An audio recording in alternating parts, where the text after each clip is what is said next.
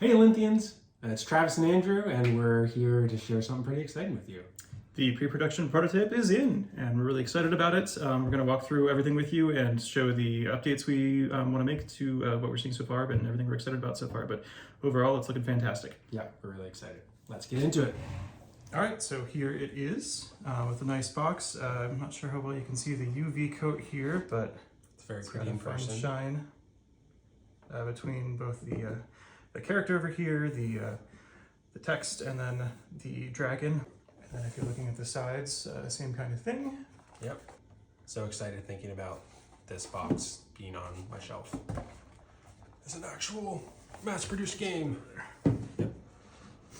All right. One of the things we heard from a lot of our playtesters at different conventions we went to is that sometimes the text was a little bit small. So I have a nice big rule book here. Yeah. Takes up pretty much the whole width of the box.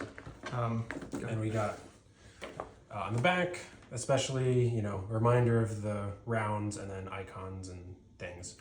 We found that once people get into the game, they can remember the icons, but starting out, we wanted to make sure there was an easy reference. And there's a lot of great stuff in here. Andrew spent so much time, so many versions, designing and redesigning this rule book, so we're really, really happy with how it turned out.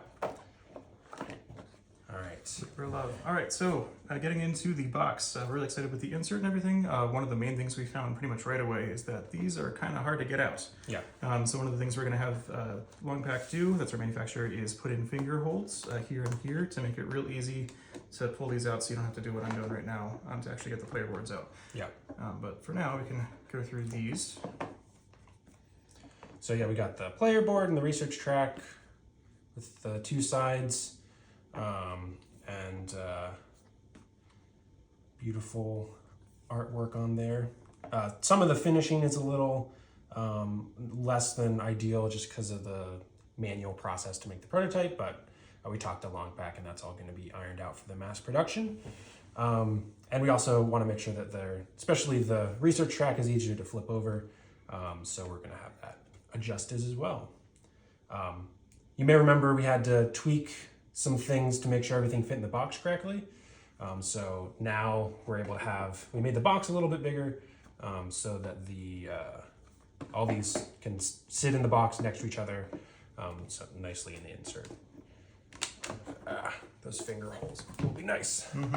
All right, so pulling these out, then you get to the real meat of everything. You can see we've got a nice easy spot for the board tiles themselves. Mm-hmm. Fits in really nicely, easy to pull out, put back in.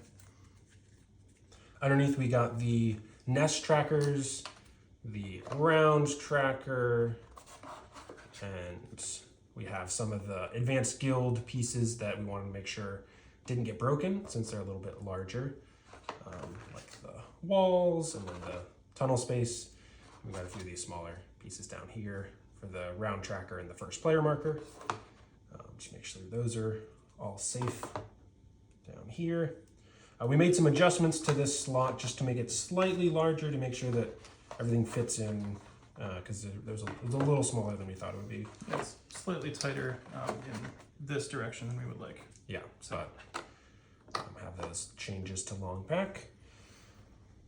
Was there anything else for that slot? Nope, on that side, all done. All right, so moving right along, we've got plenty of bags throughout the whole thing.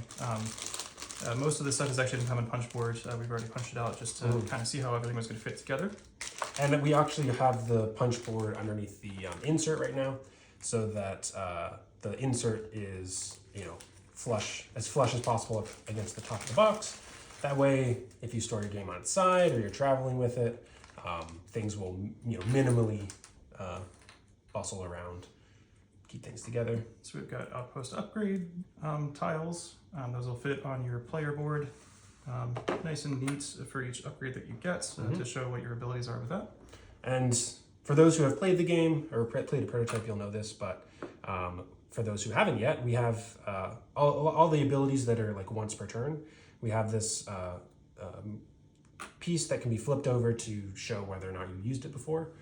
That way you can easily keep track of what you still have to use and you're not trying to just remember, oh, did I get this ability yet? So I'll break into one of these guilds. Let me pull out. So you'll see we have all 5 of these guilds have their own player bag. with the guild specific pieces inside. Let me grab. And we're pretty happy with the colors. Because of the order quantity that we're doing, we don't have a lot of options there. The only one that we are definitely going to change is the Nomad bag. We feel like it doesn't really match very well with what the Nomad color is. So this is going to be more of a close to like just a straight brown color with brown drawstring tabs. Yeah. But yeah, really happy with how everything else turned out. I'm going to move this over a little bit so I can grab some of these pieces out. So we have one of these outposts. I'll put it this way so you can see. Bring it up a little bit. So this is for the Forest Guild, and we have an upgradable slots. So every single outpost can also slot onto these outpost upgrades, and there's 4 different outpost upgrades, and the way that works is each one has a notch on it, and it can just slide together, like so, which will show that it's been upgraded. So yeah, grabbing all the different outpost types. Another thing we're seeing with this, there's a little bit of variation between the notch sizes in terms of width and also depth. Yep. So we've just emphasized to the manufacturer that we need to make sure that they all fit comfortably so that it's not super tight. Like this one's a little bit tighter than I'd like. Yeah. So we want to make sure they slide over top, and since they both can rest on the table, so they don't need to be perfect tolerances, but want to make sure they fit. But yeah, we can have all these slot over the different upgrades as we upgrade them all. As we're looking at the upgrades, for the most part, we're happy with the color. The village and the monuments were the only ones that we're not very happy with.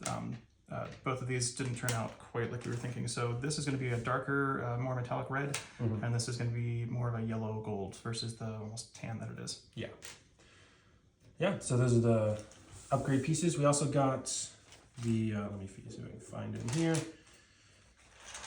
We have the upgraded markers that you all unlocked. I just need to pull out the pieces. So if you grab a player board, we've got our focus tracker, we've got the defense tracker, custom meeple, which turned out so great, and then the attack tracker. So all those cool wooden pieces. We also have the player dice, all the dice with a little bit of swirl in them. This was another thing that we wanted to adjust. We're going to adjust with Long Pack to make sure that the swirl is more noticeable, because for some of these colors, you couldn't really tell that there was an acrylic swirl in there. So we're going to adjust that. Yep. So what we're planning on doing is keeping the primary color, whatever the guild color is, and then instead of trying to do another color that's in that same range, we're going to go with black. So it's going to be pretty contrasty. I should stand out really nicely. The other thing that we noticed is that the focus tracker is a much more deep blue than what the actual track is on the player board. So we've gone through and updated all of the art files to make sure that it more closely matches what this color is. All right, so I'm trying to pull out all the custom meeples just because I think they all came out so cool. Here we go. So we got the little guy with this little hammer, the little farmer here. We got the little nomad with his little staff. And the guy with the shield. All the player pieces we're really happy with. Color looks great. The print finish and the shape is just phenomenal. We're really excited about that. Yep. All right, moving right along. So because you unlocked the higher end wooden pieces, none of these are actually needed, but we're still including those in the punch board in case you ever want to use that. These are the smaller pieces that are realistically easier to lose, so you still have options for these as well. Yeah. All right. Now on to... I'm going to move into the piece de resistance. The dragons. This is by far the thing I'm most excited about. This turned out phenomenal. So if you're looking at it, it is a beautiful purple color, and the shape, the thickness, everything about it is just so great. And then we got the nest trackers as well, which also came out great. We got these nests here, and I really love how easy these dials are to turn. And then we can also flip them over to show that if you're playing cooperatively, that you defeated one of the nests. And these are also in the same sparkly color as the dragons, so Yes. everything matches nice and neat. With the dragons, there's also the 2 die. We're going to do the same thing for these that we did for the player die, and that the secondary color is going to be a black swirl. Yep. But we'll still have the purple as the primary color with the white print on it. And the print on these turned out really nice as well, so yeah, we're happy with these. Yeah. And then we got different renown. Make sure you are keeping in mind winning the heart of the people. And then over here we got some cards. Now, cards, really all of these are a little bit washed out, so we're not thrilled with the look of these. They're supposed to be a little bit closer to what you saw with the player boards. That said, one of the unlocks that we got was the foil stamp for workers, which looks absolutely fantastic. Obviously the print itself is a bit washed out, so we're gonna get that fixed, but the foil looks really, really nice. Yeah, really makes the workers pop. And since they're so important, really like how that came together. Yeah. The other thing that all of the cards have is a UV stamp on the back. Hopefully that's visible, showing the icon, and that's going to be different depending on the type of card that it is. Yep, because both market and action cards also, I don't know if you'll be able to see, but they have that same UV stamp on there. Same kind of deal with a little slightly more washed out than we thought for the market cards, but besides that, came out really nice. And also really cool to be able to see in person the community created action cards that you guys all created.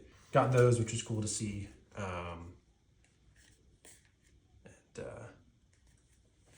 Excited to be able to play with those in a physical copy.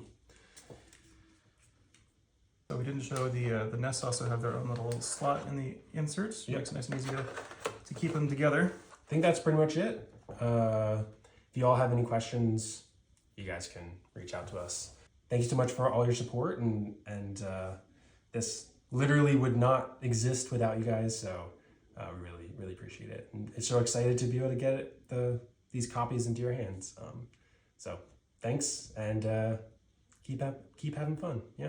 Absolutely. Yeah, we'd love to hear what you guys think. So yeah, please do share that with us. But yeah, we're really happy with everything for the most part. Longpack's been fantastic to work with. So yeah, looking forward to a fantastic final copy. Thank you all. Yeah.